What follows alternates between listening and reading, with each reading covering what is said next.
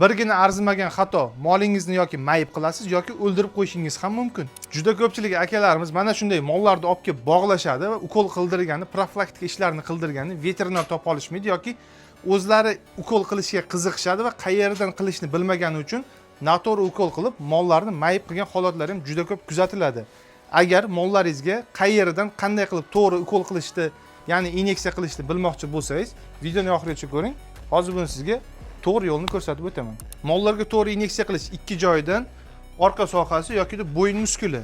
Shu muskul orasiga inyeksiya qilsangiz, vitamin, antibiotik, parazital dorilar jo'natsangiz bo'ladi.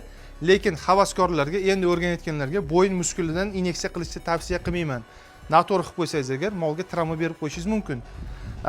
Orqa tomondan ukol qilinadigan bo'lsa, mana maklop do'ngligi, bu esa orqa sohasi, orqa tomon.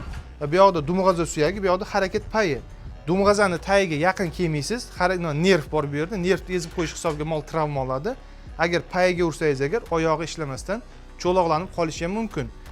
To'g'ri soha qanday tanlanadi deydigan bo'lsa, maklop do'ngligiga shunday 4 ta barmoqni qo'yganda, mana shu o'rinda mana maklop do'ngligi orqasidan yumshoq o'zi etli joyi bor.